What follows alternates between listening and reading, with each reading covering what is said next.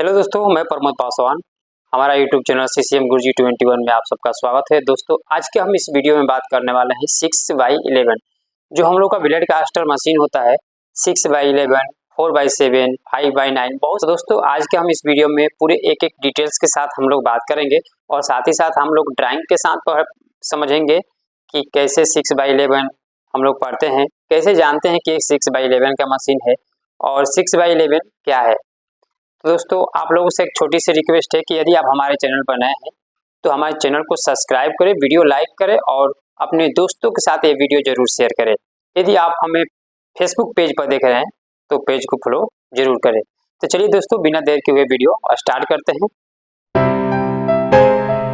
तो दोस्तों, आज का मेरा टॉपिक है कि 6x11 क्या होता है और 6x11 का मतलब क्या होता है। ठीक है, तो दोस्तों अब हम ड्राइंग बना लिए हैं पूरी अच्छे तरीका से और इस ड्राइंग को हम लोग समझेंगे कि 6x11 क्या होता है और इस ड्राइंग में दिया हुआ सभी भी पॉइंट, लाइन और बनाया हुआ फिगर आप लोगों को मैं पूरा डिटेल्स के साथ समझाने वाला हूं कि 6x11 क्या होता है। जो हमारा ब्लेड कास्टर मशीन होता है उसको हम लोग कैसे ड्राइंग देखते हैं और उस ड्राइंग का मतलब क्या होता है। ठीक है, तो देखिए अक्सर जो 6x11 है, ठीक ना, तो 6x11 यदि आप लोगों से इंटरव्यू में पूछ लिया जाए कि 6x11 क्या है तो पहले नंबर आप लोग को ये बताना है कि 6x11 मशीन का तो रेडियस है, जो कि फर्स्ट रेडियस मोल्ड में जिस लेवल पर हम लोग चलाते हैं और जहां से मेरा सेल बनना स्टार्ट होता है, ठीक ना, वहां से और एंट्री रोला के बीच का जो भी रेडियस बनता है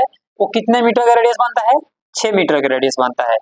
और सेंटर रोला से और एंट्री रोला के बीच में जो रेडियस बनता है वो कितने मीटर का, 11 मीटर का रेडियस बनता है। ठीक ना, तो आप लोगों से यदि इंटरव्यू में पूछ लिया जाए कि 6x11 क्या है तो आप लोगों को ये बताना है कि जिस लेवल से मोल्ड में जिस लेवल से अगर हम जिस कास्टिंग को चला रहे हैं वहां से और एंट्री रोला यानी मोल्ड के लेवल से और एंट्री रोला के बीच का जो रेडियस होता है वो फर्स्ट रेडियस कहलाता है। जैसे कि मान लीजिए 4x7 हो या 6x11 हो या 5x9 हो। ठीक है, तो जो फर्स्ट रेडियस बनता है, जो ऑपरेंट में बनता है, जिसको हम लोग यहाँ पर अलाइनमेंट बोलते हैं, अलाइनमेंट रोलर, और एक एंट्री के जस्ट ऑपरेंट की साइड में रहता है उसको सेल्फ अलाइनमेंट बोलते हैं।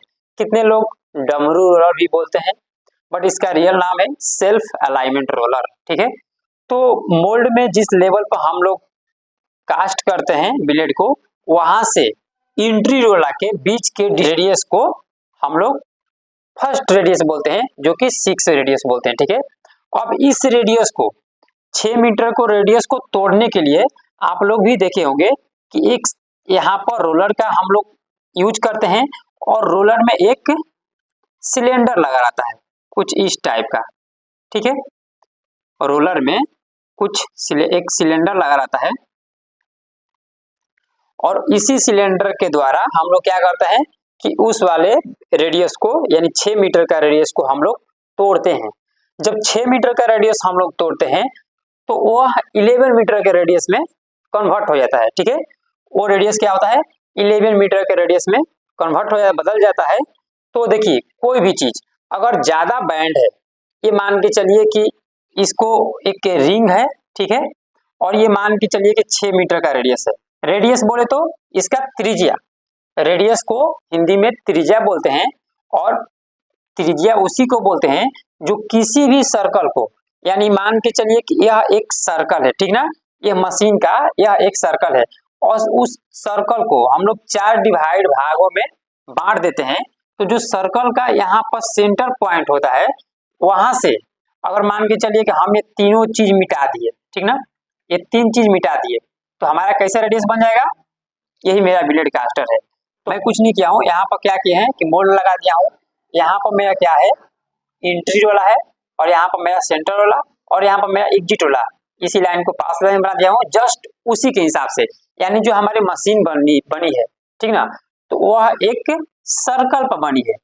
यानी ये डमी बार जो निकलता है वो डमी बार सीधा जाएगा तो ऐसे ऐसे जाकर वो सीधा इसमें मिल जाएगा। ठीक ना, तो ये क्या हुआ ये वाला भाग को हम लोग हटा दिए, इस भाग को हम लोग हटा दिए, इस भाग को हम लोग हटा दिए, तो हमारे पास कौन सा भाग बचा?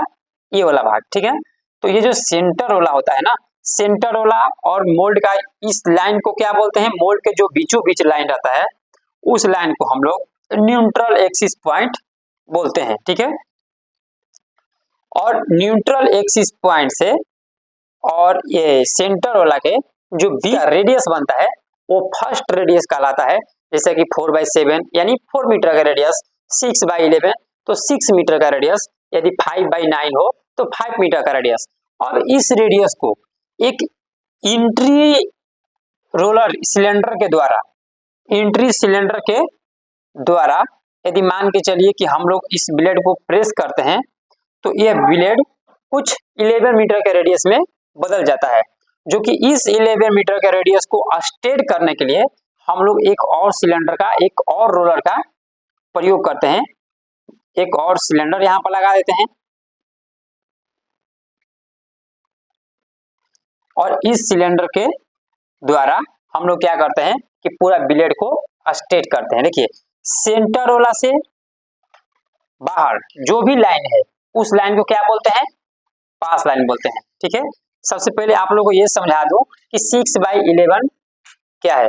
6 वो रेडियस है जो मशीन का फर्स्ट रेडियस है, और 11 यदि आप लोगों से कोई पूछ ले कि 6 और बाई 11 का मतलब क्या होता है तो आप लोग यही समझाएंगे कि 6 फर्स्ट रेडियस होता है और सेकेंड 11 मीटर का यानी दूसरा रेडियस होता है। तो 11 मीटर का जो रेडियस बनता है, देखिए ये इंट्री रोला से सेंटर वाला के बीच में जो रेडियस बनता है जो वो 11 मीटर का रेडियस है। अगर कोई भी जिसका भी रेडियस बड़ा हो उसका सेंटर पॉइंट से उसका डिस्टेंस ज्यादा रहेगा। यदि मान के चलिए छोटा रेडियस है तो रेडियस इस पूरा को क्या बोलेंगे हम लोग? व्यास बोलते हैं, यानी डी बोलते हैं। तो डी बराबर कितना होता है? 2r, ठीक ना। डी बराबर 2r होता है। तो उस रेडियस को आधा आधा भागों में बांटने के लिए हम लोग डी को अगर 2r बराबर करते हैं तो क्या होता है कि डी बराबर 2r, यानी r बराबर d/2, r बराबर d/2। तो मान के चलिए कि d अगर 11 मीटर दिया है तो उसका आधा कितना हो जाएगा? 5.5 मीटर। तो वही है कि जो रेडियस है ना, ये रेडियस पूरा अपना 6 मीटर में है, यानी यहाँ से और यहाँ का बीच का जो भी डिस्टेंस है वो 6 मीटर में होगा। अब देखिए आप लोगों से इंटरव्यू में ये भी पूछ लिया जाता है कि मशीन का बैकअप रेडियस कितना होता है 6/11 में। तो मशीन का बैकअप रेडियस 6 मीटर 443 mm होता है 6/11 में। अब देखिए 6 मीटर यानी कहने का मतलब कि जो हमारा इंट्री रोला है, इंट्री रोला से एक लाइन डालते हैं, जैसे हमारा यह इंट्री रोला है, यह इंट्री रोला से एक लाइन डालते हैं तो वह लाइन न्यूट्रल एक्सिस पॉइंट पर बैकअप रेडियस से, बैकअप लाइन से 6 मीटर 443 mm जो होता है टेंजेंट लाइन से, यानी मशीन का बैकअप रेडियस, वहां पर 6 मीटर 443 mm से ना काटकर वो 6 मीटर पर रेडियस काटता है, जो कि सेंटर वाला और एग्जिट वाला के न्यूट्रल एक्सिस पर अगर डिस्टेंस देखा जाए तो 443 mm यहाँ पर गैप बन जाता है। यहाँ पर 443 mm की गैपिंग में आ जाता है। तो इस डिस्टेंस को हम लोग 6 मीटर 443 mm में घटाकर तो उसको मशीन का फर्स्ट रेडियस बना लेते हैं, ठीक ना। तो देखिए 11 मीटर का जो रेडियस है उसका सर्कल कहाँ है? यहाँ है। इसका जो कटिंग पॉइंट है, सेंटर पॉइंट यहाँ है। अब इस रेडियस से हम लोग मापेंगे तो यहाँ से और यहाँ का बीच यानी इंट्री से और सेंटर वाला के बीच का जो रेडियस बनता है वह 11 मीटर का रेडियस बनता है, ठीक ना। आप लोग को ये पता हो गया कि मोल्ड के बीचों बीच भाग को क्या बोलते हैं? न्यूट्रल एक्सिस पॉइंट बोलते हैं, ठीक है। न्यूट्रल एक्सिस पॉइंट यानी मोल्ड के बैकअप, जिसे देख लीजिए यह मोल्ड है, ठीक है। इसके बाहरी भाग से यहाँ से और डिस्टेंस यहाँ तक कितना होगा? 6 मीटर, ठीक ना।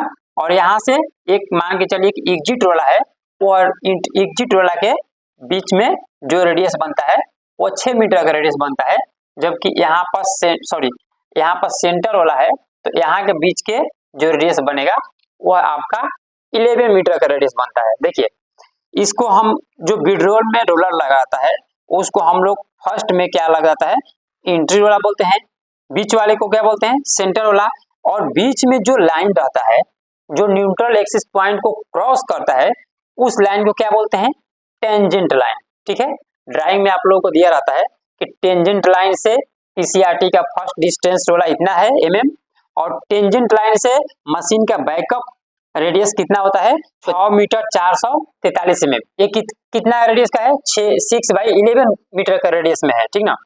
अब देखिए सेंटर वाला से जो बाहर की ओर जो हमारा पीसीआरटी रोला यहाँ पर लगा है, यहाँ पर गैस कटिंग का जो पोजीशन होता है स्किन वो लगा है, यहाँ पर डीआरटी रोला लगा है जिसका पीसीआरटी का फुल फॉर्म होता है प्री कट ऑफ रोलर टेबर। डीआरटी का फुल फॉर्म क्या होता है, डिस्चार्ज ऑफ रोलर टेबर। ठीक है, तो डिस्चार्ज रोलर और प्री कट ऑफ टेबर रोलर। ठीक है, और ये एग्जिट रोलर और सेंटर रोलर, यानी सेंटर रोलर से बाहर की ओर जो भी लाइन है उस लाइन को क्या बोलते हैं हम लोग, पास लाइन बोलते हैं। ठीक ना। और विड्रॉल के सेंटर पॉइंट से जो लाइन, विड्रॉल के सेंटर वाला से जो लाइन खींचते हैं उसको क्या बोलते हैं, टेंजेंट लाइन बोलते हैं। ठीक ना। और टेंजेंट लाइन के अंदर में क्या लगा रहता है, एक एंट्री वाला लगा रहता है, उसके बाहर में क्या लगता है, एग्जिट वाला लगा रहता है। ठीक ना। अब मैं आप लोगों को एक छोटी सी बात बताता हूँ कि कितने बहुत सारे मशीन में ये जो सिलेंडर का स्टॉक है आप लोगों से एक्चुअली ये पूछ लिया जाता है कि विड्रॉल का एंट्री रोलर का स्टॉक लेंथ कितना होता है, तो बहुत सारे वर्कर को ये याद होगा कि 300 mm। ठीक है, और एग्जिट को कितना रहता है स्टॉक लेंथ सिलेंडर का, तो 550 mm। दोस्तों आप लोगों को मैं ये क्लियर कर दूं कि बहुत सारे मशीन में ये नहीं दिया रहता है, क्योंकि ये 300 तो होता है, बट ये जो है ना मैं कहीं 500 में भी चलाया हूँ, कहीं 550 में भी हम चलाए हैं। ठीक है, तो ये मैं इस पर बात नहीं करूंगा क्योंकि मैं बहुत जगह मशीन में अलग अलग स्टॉक लेंथ देखा हूँ। ठीक ना। और दोस्तों मेरा वीडियो अगर थोड़ा सा भी अच्छा लगा तो हमारे वीडियो को लाइक करें, चैनल को अभी तक से सब्सक्राइब नहीं किए हैं तो सब्सक्राइब कर ले। तो दोस्तों यदि आप हमारे व्हाट्सएप ग्रुप में जुड़ना चाहते हैं CCM गुरुजी 21, तो 9123268263 पर आप मैसेज करके डायरेक्टली उस ग्रुप में जुड़ सकते हैं, ताकि मैं जो भी वीडियो क्रिएट करूं सबसे पहले आप लोग के पास नोटिफिकेशन पहुंच पाए।